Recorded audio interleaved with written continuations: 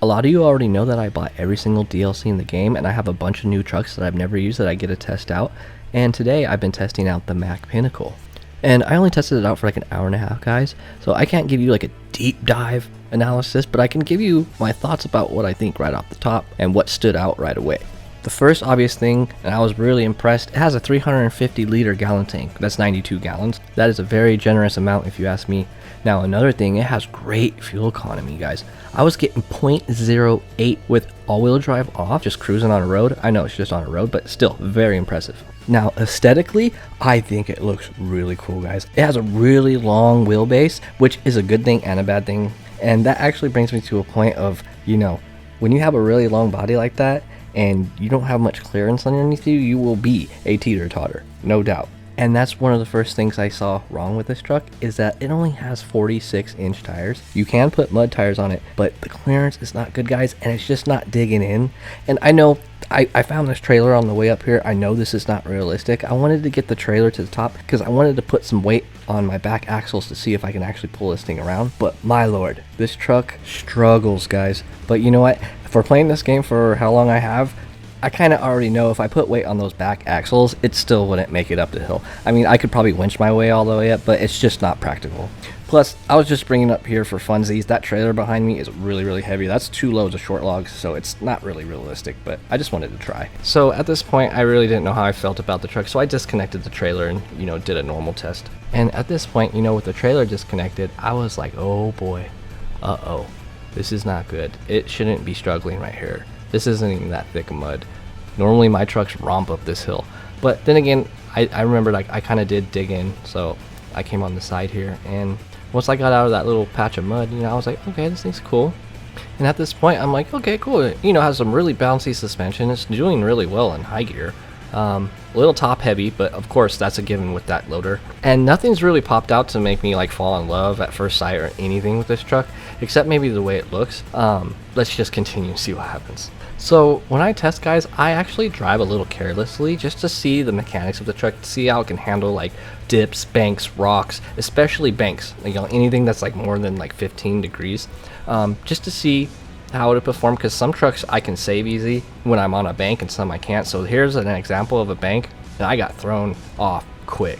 So there's a bunch of things I'm analyzing here, guys. It's suspension, tires, center of gravity, and the 2 things I want to blame the most right here, you would think you'd be blaming the crane on top, but I'm going to play it back a little slower. So what's actually happening here, guys, is our enemy right now are those 46-inch tires and the stiff suspension, so it bounces you off objects. And for anybody who's new or doesn't know, so when you're tipping, you want to chase your tip. So if you're tipping to the right, you don't want to go left. You want to actually cut as hard right as you can to pull in and chase your tip.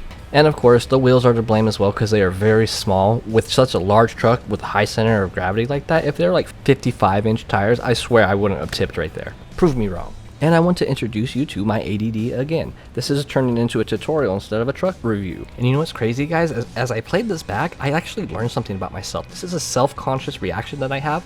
I am purely testing right now, so I have infinite money, but I didn't recover my truck to get back to the same location. I pulled out the 310 to come rescue it, so that's telling me that I don't have confidence in that truck. It's a little small indicator that I'm not having fun with it. So a little thing here, guys. Oh, for truck's sake, it's turning into a tutorial again. So when I winch out, I reverse, throw it into automatic and then to high. It gives you so much forward inertia and momentum, pulls trucks out. So if you think you have a truck that's too small to pull out a bigger truck, you have a bigger chance if you make a really long tow line, reverse all the way back to the truck till you tap it, automatic high gear, and just winch. You press triangle or whatever key it is on keyboard, winch, and the inertia and the momentum from the truck will just boom, get your truck over. And sometimes the truck's just too big, so you can't do it. Worth the shot though. Alright, so I'm moving on and I'm at the river crossing, and things here are really going to tip the scales of my thoughts. Oh boy, guys. Oh boy. Things are not looking good. Again, tires. There's just not enough clearance. This is raised suspension. If this truck could talk and it called me on the phone and was like, hey, do you need me for a job? I'd be like, doo-doo-doo. The number you have reached is no longer in service. And yes, guys, I'm not going to be mean because everybody knows that I am a fan of less fortunate trucks. And I am testing it in some pretty brutal stuff. I mean, this truck would be amazing in like Michigan, Alaska, Tamir. And I think that's where I think that's where all of our biases come from, guys. And the nostalgia factor. Like, when we played the first base game and stuff, if this truck came out, you know, like next to the Fleet Star stuff, even not upgraded, we would all right now be saying, like, that's the best truck.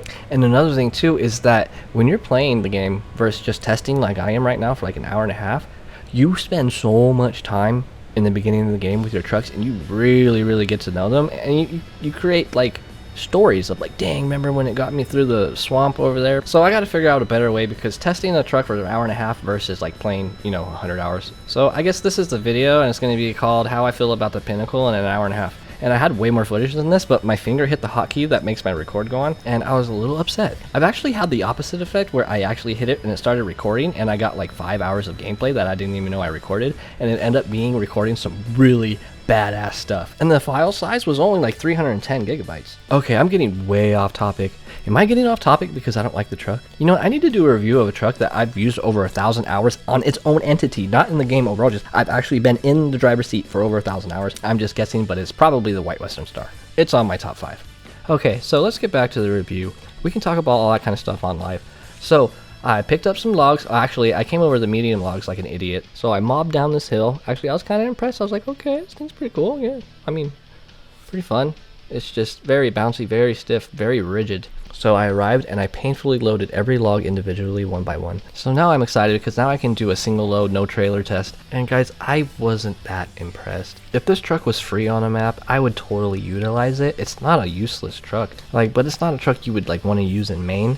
It's a truck you'd want to use in maybe like North Carolina. There's a lot of roads and a lot of dry dirt paths. So my extremely bouncy journey continues, and I end up at the root of all evil. This place is brutal. I test a lot of trucks right here, guys, and I could already tell right away this is going to be bad. And if I ever go live and you guys watch me actually play this game, you would not see me drive like this. What I'm doing, I'm actually purposely driving like an idiot through this thing. If I was actually playing, I would utilize that flat patch of grass right there on our right, and I'd be done. So my complaints, guys, it's not because it's tippy. I'm not mad at the stiff suspension. I mean, it is an issue, but every truck has issues, flaws. You know, there's always things that you love and hate about a truck. And guys, I have to say, my biggest issue is the tires. It's the tires. And I want everyone to know that I am not an expert in SnowRunner. Actually, now that I've been making a lot of videos and stuff, I have had less time to play, and I feel like I'm getting rusty. So that's why I want to go live. But I also want to ask you guys, if there's anything I don't know, like, oh, you know, you have a wide body, this does this, or this does that, or did you know, just anything. I love when people give tips. I love to learn. I like constructive criticism, all of it. Do you know what I am saying? So what do you guys think? Did I test it in the wrong area? Am I being too hard on the truck? Let me know in the comments, spit out anything, any tips, anything. But I'm going to end it there, guys. I love you. I want to say thank you so much for everyone who's subscribing. It's nuts. It's blowing my mind. Like, I don't even know what to say except thank you. You guys are like, it's the first time I've ever been involved with a community where, everyone's in the comments going, SnowRunner, SnowRunner. It's really cool, like these weird little things, and it's just, I'm gonna shut up. I love you guys. Bye.